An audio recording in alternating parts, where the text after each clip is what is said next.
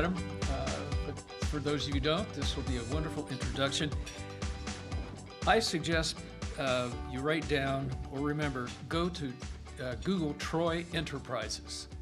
It's a fantastic website that will tell you a whole lot about this man and what he does for humanity. So, Troy Enterprises, I'm going to read just a few things from it.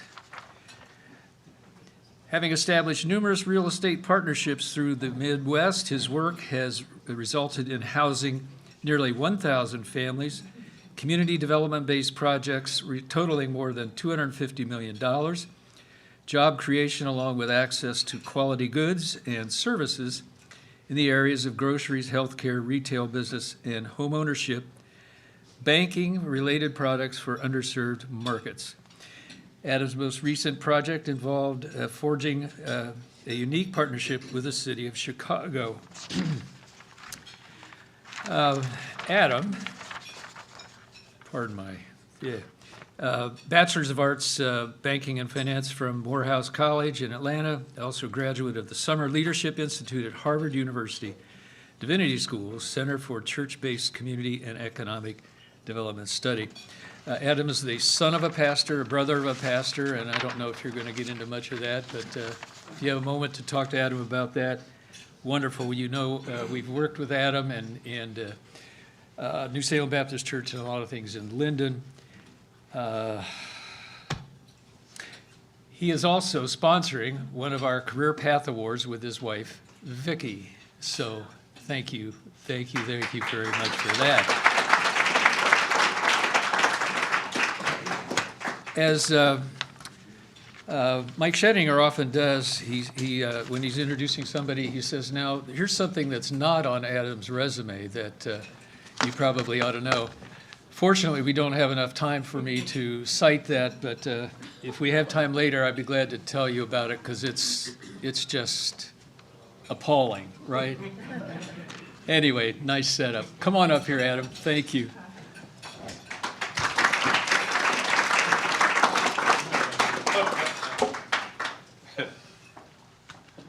Scott, I will just say that that trip was not the first time that Rick Studer has tripped in about 30 years ago. Mr. Weiler, for those of us who play a little basketball, Rick's team was in front of my team by about 10 points. And Rick had a breakaway layup, and the way we see it, which we're going to talk a little bit about, which is perspective today, he tripped. Now, Rick would have the rest of the world believe that somehow I was the cause of that trip, and he has been trying to get me to apologize for the past 30 years, but I told him he probably has a better chance of seeing Jesus than that happening. So, Rick, thank you in all seriousness for the generous introduction. Our relationship goes back about 30 years. And I do not take it for granted whatsoever.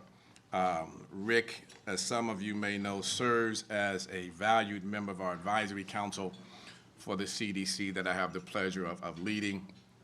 He always brings that service above self perspective and a real world business perspective, which I have grown to appreciate over the years. When I graduated from Morehouse College in 1982, one of the first opportunities I had was working with then State Senator Ray Miller, who ran the Employment Education and Employment Commission at the Chamber of Commerce. I am newly fresh out of college, wide-eyed, going into a business setting, and my sense is Rick probably sensed that and said, come here and let me show you how the mechanics work behind the scenes. And so he made sure that I got all of the right connections. I understood the Chamber's role and the business machine behind downtown, and that has served me well. And so, my friend, as you know, every chance I get, I thank you for that, because that's not something that typically happens. So on my behalf, please give my buddy a round of applause for his generosity. I did bring a guest today. She has disappeared. Jennifer Walton, where are you? That's Jennifer Walton. Jennifer Walton is the CEO for Sky Now. Now, that's all I'm going to tell you about Jennifer Walton, because she's one of the best kept strategic secrets in the city, and right now she's mine, so I don't want you guys trying to get, but thank you for being here. But she is one of our emerging leaders in this city and does a phenomenal job in a myriad of ways.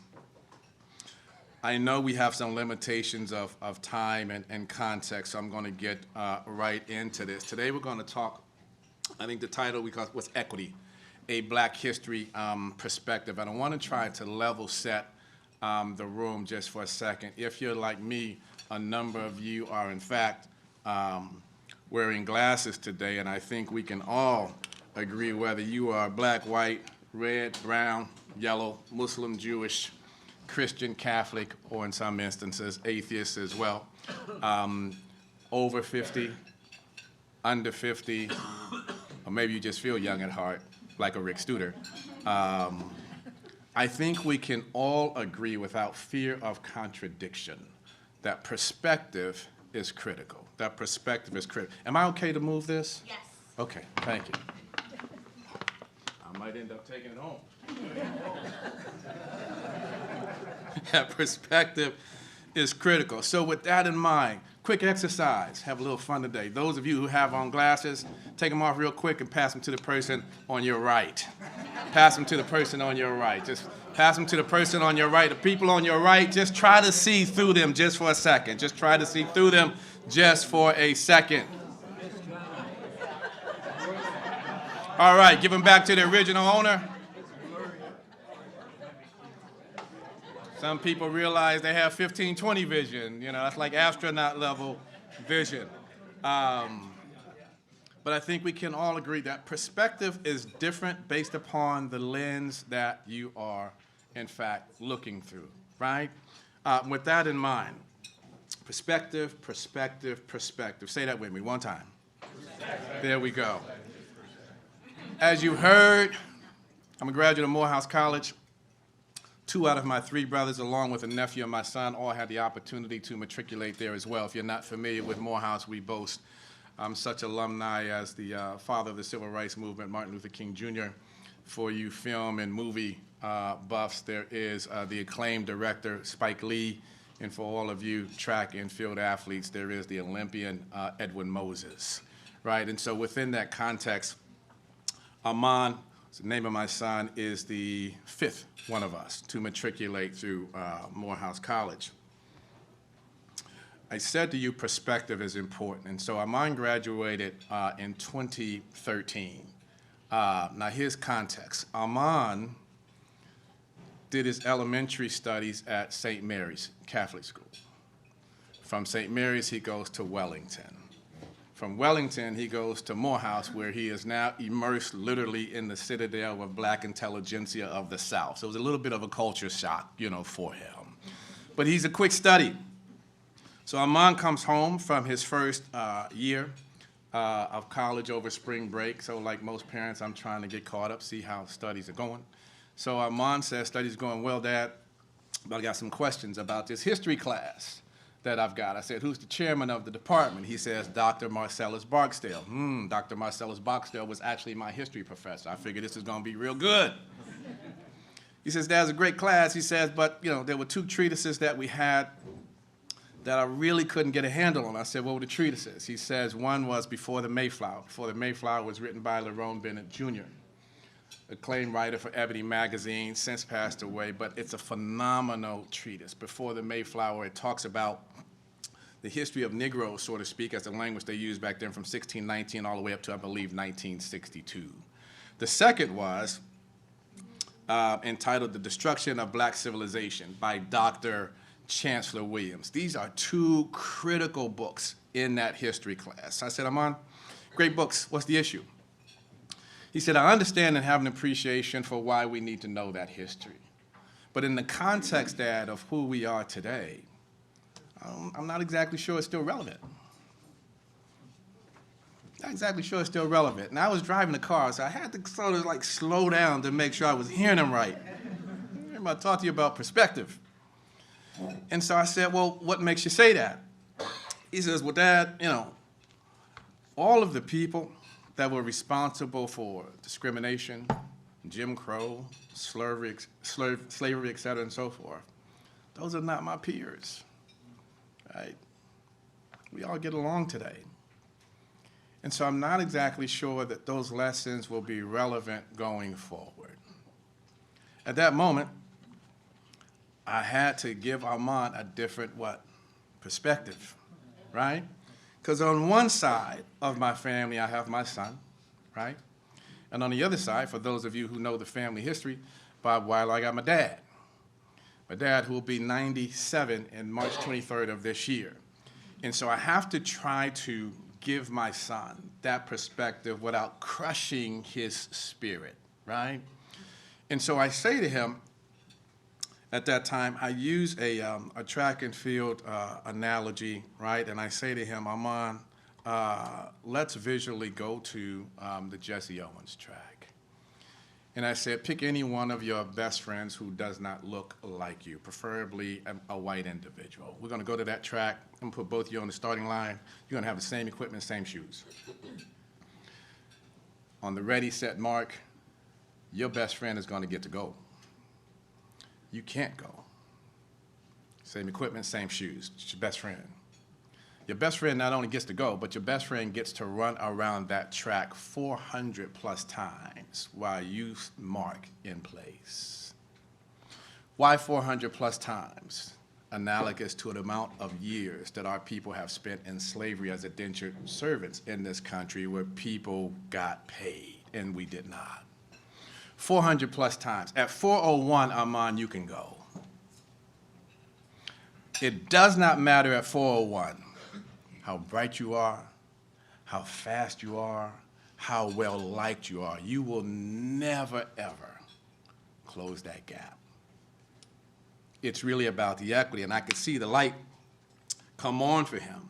And so the end result of that, which will be this first slide that's coming up, the end result of that, the impact of that, is a net worth, right, of the average black family. This is now today, is $17,750 versus that of the white family is $171,000 for the average white family today. This is what 400 plus times around the track yields, literally a 10x advantage. This is why you can't stop simply at equality, but you have to focus on equity. So I go on to express to my son, I said, Armand, in this life, doing your leg of the race, you're going to have to push towards balancing the scales of life, liberty, and the pursuit of happiness. Then it is critically important that you understand where we are as black people in this country, where we have been, and the mark should always, always, always be running toward, as framed in the U.S. Declaration of Independence, penned by our guy, Thomas Jefferson, in 1776, during the beginning of the American Revolution, that reads, "We hold these truths to be self-evident, that all men are created equal, that they are endowed by their Creator with certain unalienable rights, that among these are what, you guys? Life, liberty, and the pursuit of happiness." Talking to you about perspective, right? Perspective, perspective. So let's shift real quick from a historical framework to the context of our time together today. Y'all all right? Y'all sure y'all all right? Now, we were in black church. When I say y'all all right, y'all would say we all right. So let's try it again. Y'all all right? There we go. Just level set in the room. So in the context of today, right, and I know a little bit about the Rotary, but I'm kind of a research guy, so I wanted to see what you said on paper. On paper, the Columbus Rotary is one of the oldest and largest Rotary clubs in the world, founded in 1912. Not as old as you've been around, Rick, but the organization's been founded in 1912. Rotary is a worldwide network of 1.4 million people of action, men and women from all continents, cultures, professions, and experiences who, number one, connect through our local clubs to tackle the most persistent problems in, number two, our communities, while building professional leadership skills through meaningful, number three, connections. You see this, the C-suite there? Connect, communities, and connections. It goes on to talk about some of the local things that you do, and then here's the hook that got me. We always We are always in motion looking for ways we can make a difference in the lives of others. This resonated deeply with me because the mission statement, again, as Rick Student knows, for the CDC, Church Development Corporation, which I have the pleasure of leading, is creating a connected community. That's our mission statement. This is what we wake up every day to do, not necessarily come up with new programs or even to fund new programs, but it is creating a connected community. And so from there you ask the question, well, what does the Rotary do? And so I noticed there was a slide there that essentially points to a few of the bullet points, which were also intriguing to me as well. Promote peace, yeah. Fight disease, provide clean water, sanitation, hygiene, saves mothers and children, support education, protect the environment, and grow local economies. I would suggest to you, oh, you also have another, this was juicy, on your site that says, no challenge, I think this may be on the global site, no challenge is too big for us. I thought I was back in church on Sunday, really, that's kind of what we talk about, right? For more than a century, we've bridged cultures and connected continents.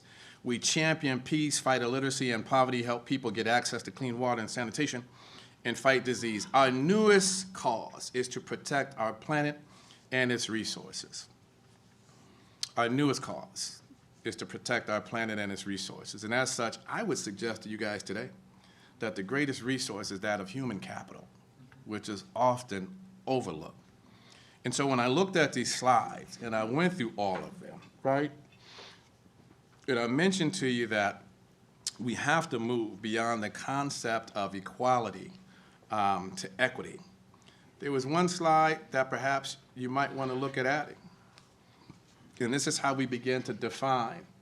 This is the beauty of that. When you look at how we close that gap, I mean, it's huge, right? 10x is where we find ourselves at. And so when we look at defining the equity, the next slide there, this is a powerful illustration. Here's what reality looks like from our perspective in many of our communities, right? You're trying to watch a baseball game there, and you've got the natural advantages. 10x looks like that, the reality slide. Then goodwill folks will come behind you and say, well, let's make it equal. Equal simply means that everybody gets their fair share. Equal focuses on fair share. Here's the problem with fair share. Oftentimes, it is a one-size-fits-all model. Well, if I started out being unequal, a fair share is not going to get me to equal. Why? Because I'm trying to balance a 10x. Equity, which is the next box over, focuses on a right-size model versus a one-size model. And so when you hear those of us not settling for equality, we're pushing towards equity. Equity is right-sizing a solution based upon individual need, not a one-size-fits-all solution based upon what you think everybody needs, because everybody needs something different. And here's the fourth piece, Mike Wilco's, which most people forget. The ultimate goal is to get the liberation. If I get the liberation, I've got all of these. It is my primary compassionate critique when we talk about DE&I, diversity, equity, and inclusion. Historically, we focus on diversity and inclusion, and the equity bag walks off with somebody else. And what I'm saying to you today is we got to focus on the equity aspect of it. And so here's the case for action. This is what this begins to look like as we focus on the average wealth. You see this chart to my left? The median and average wealth by race, 678,737. White families. Average black family, 95,206. Is this nationally or? It is national. You move over to the median, which is 134,230. In white households, the median in black households is a paltry $11,000. This is what 10X looks like. This is why you have to push beyond equality towards equity. Housing, as some of us who are in the real estate business certainly understand, overall housing equity makes up about 2/3 of all wealth. 2/3 of all wealth. Next slide. Here's what that looks like.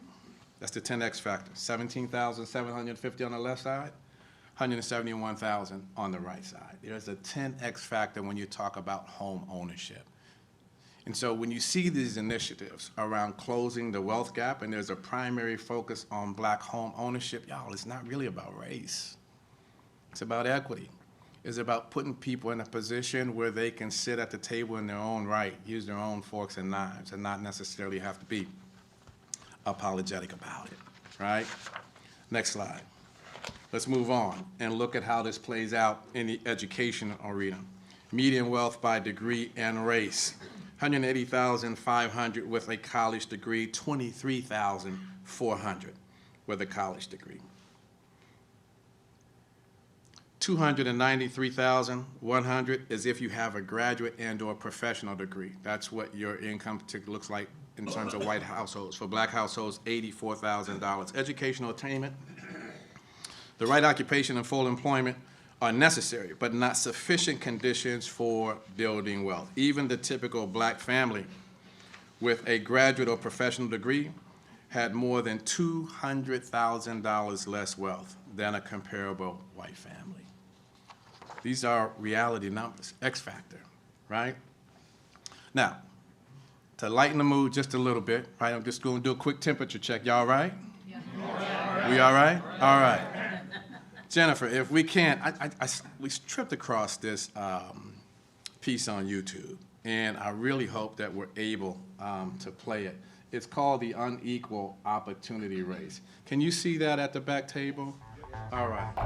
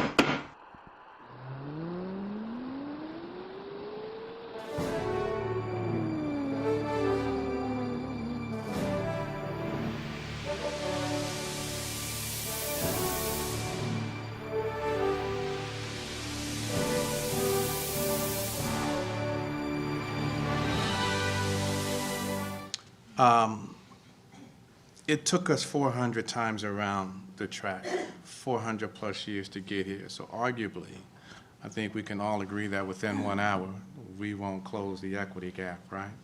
And no one individual in your lifespan will be able to do that in any sort of probably meaningful, measurable way, not any one person. But I do believe that there is something that can be done, and since we are certainly focused on this track piece, let me close there. My brother, who some of you know as Pastor Troy, if you ever see him at a sporting event, he has an alter ego. We call that alter ego Kenneth. Now, the alter ego can possibly be thrown out of a game, get technicals on the sideline. Let's just say he's very passionate about sports. And in growing up, I went to all of the track meets of his kids, my nieces and my nephew. And we're now doing the same thing with my great nieces and nephews, his grandchildren. All of the kids run or have participated in the 4x1 relay. Those of you that know track and 4x1 relay, there's 4 positions. There's the starter, there's the second person, there's the third person, there's the fourth person. By the time you get to the fourth person, hopefully you are in the lead or at least in position to win. Inevitably, I don't know what it is about Troy's are always in the first leg. I don't know, we're in the first or the second leg. But I can still hear my brother's voice with one of my nieces in the first leg. And the gun goes off, and he stands up and shouts, "Get one." And what he's saying to her is just close the gap on that one, right? She hands off the baton to the person who's on her team. And when the second person gets it, there's a few more people in our row who are now standing up with my brother saying, "Get one," right? By the time it gets to the third person, as you can imagine, literally everybody on our side of the stadium, right, is saying to get one. If that's true on the track, all I'm saying to each one of you here today, when you leave here today, focus on just getting one. Whatever your sphere of influence is, right? Rick Studer took one, invited me into a culture of privilege and allowed me to see behind the curtain. And from there, I've been able to do some pretty decent things. There are other ways each one of you can simply help to get one. You don't have to focus on solving this entire issue today, but you can get one. Every day, just like we wake up with the mission to create a connected community and the principles of this organization, I would again submit to you, add one more bullet point. Focus on closing the wealth gap of this marginalized, underserved people. But every day, simply focus on getting one. Rick Studer, I'll leave you there. Thank you guys for having me.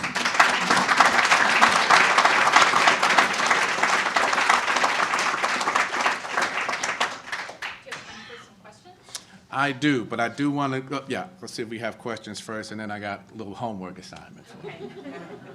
Anybody? Yes, sir. First of all, you're going to have to leave me that tie. It's an outstanding tie, and part of my fee today is going to be to leave with that tie. Just want to share, bless you for your comments, the way, your passion, your perspective.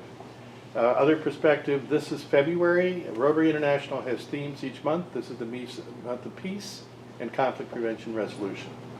Second, they are always working forward. We have created an international diversity, equity, and inclusion updated objectives with the intention of every Rotary Club in the world, 37,000, create a DEI committee within their program.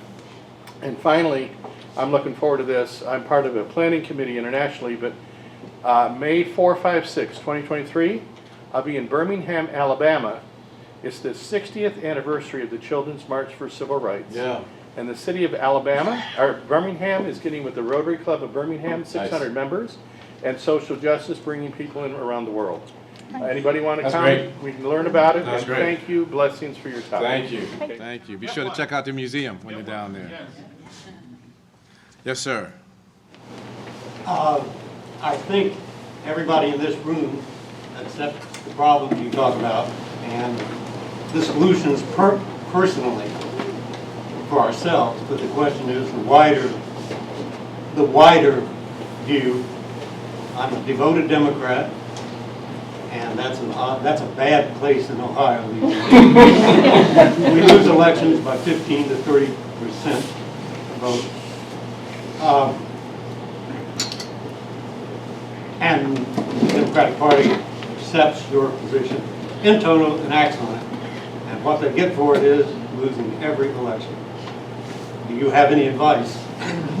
Jim, What the politicians in Ohio could do to turn that around? So, one man's opinion, and it's stated as a part of the Rotary piece, right? We've missed politically the connection somewhere along the line. And let me give you a quick perspective. I'm from the northeast part of the state, Warren, Ohio, Youngstown area, right? We moved here in '76 is when we came here. My dad got asked to go back to our old church to preach, couldn't do that, so my brother went. So I ended up going back to my brother. I hadn't been back there in like 30 years, right? Because most people, if you left from there, you're probably not going back there. Everybody we went to school with, I mean, it's like this room.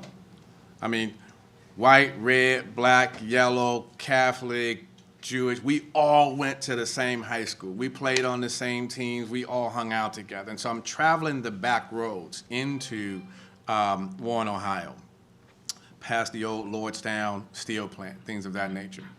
Here's what I noticed. Kabillion Trump and Pence signs, right? Here's the thing, but these are people I know. And what resonated with me is it really wasn't about race at that juncture.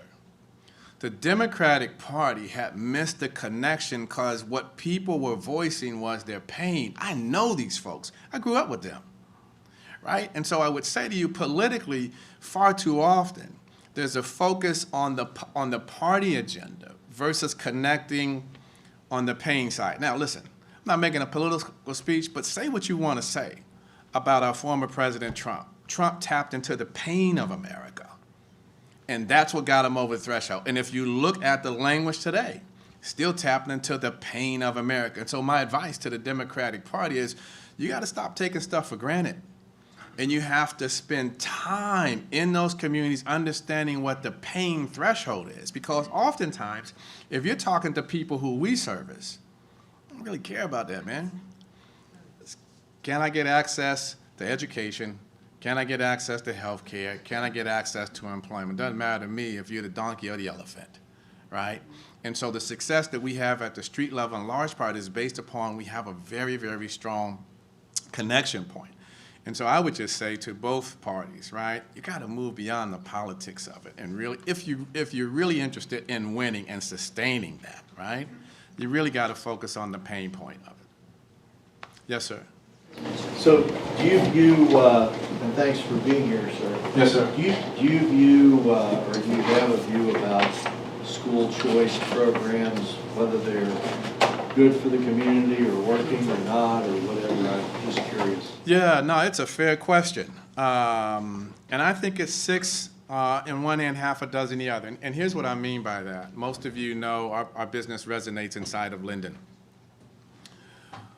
On the real estate side, the Linden McKinley High School is a $30 million proposition. It is second to none in terms of bricks and sticks. Phenomenal building. On the enrollment side, less than half the population that it takes to fill up that school, right? Less than a half a mile, maybe even less than a quarter of a mile. I've got one of the best schools in the region, Cars. Outperforms everybody in the region. And if you ever been in the Cars building, there's no air conditioning, it's dilapidated, but they're still performing. But nobody wants to have the conversation about, it's like playing basketball. If you want to get better, you have the JV play with the varsity. Well, why not have the kids who are in cars close that school down, because it's a health hazard, quite frankly, and move that population into Linden and up the performance level. Now, having said that, I have 8 middle schools that are feeder schools into Linden McKinley High School. In my community, which is zip code 43219 as well as 43211 and 4303, is KIPP. Big fan of KIPP's. KIPP sits on 100+ acres, right? But inside of KIPP, there are 400+ kids who live in Linden going to KIPP.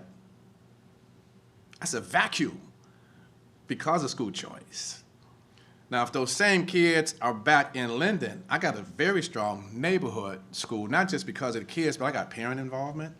I got neighborhood involvement. And so I'd say to you that, man, I think there's some advantages because I'm big on exposure. But at the same time, man, we have emptied out the human capital inside of our neighborhood schools. And so choice for some may not have necessarily been the optimal situation for us as a community, but it may have benefited some parents, some families. Thank you so much. All right, can I give my homework assignment? Yes. Very go good. ahead. And your All right. contact information. And if you can, stay after, because others might want to. Absolutely. Case for action. Here's 3 things. You know, black preacherdom is always 3 things. You ever go to black church, there's always 3 things. So I got to give you, I'm not that guy, but I got to give you 3 things. 1, do me a favor. Google the words. This is over the course of the next 20-something days. But Google the words to lift every voice and sing. That's kind of what we call the Black National Anthem. Spend some time beyond the politics. Just have conversation with people who are in your sphere, man, about what those words mean. How do they resonate with you, or questions that you have? That's number 1. Reflect on the meeting through the pain, purpose, and the promise of a brighter tomorrow is called Lift Every Voice and Sing. Number 2, I forgot to bring this book, but I think it was in the slide. Purchase The Color of Law. Purchase that book for you and a family, friend, or somebody, and man, just you will come to know how we got here, right? Read it for understanding and purpose. And then, as we like to say, the third one is get one by putting feet on prayers. Here's how you do that.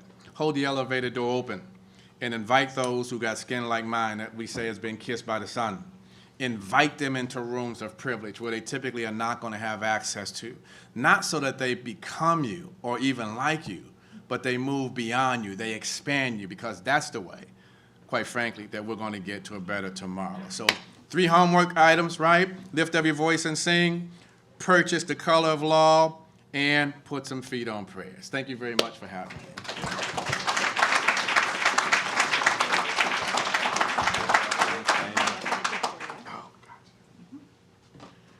So we would like to thank you for being here today, and we have a peace candle for you. Oh, man. So if you've ever been curious what peace smells like, this is the secret. I love it. I'm a yes. candle guy, so I don't know, somebody may have taught you that. Thank you For so you. much. Thank you for Thank you being guys here. for having me.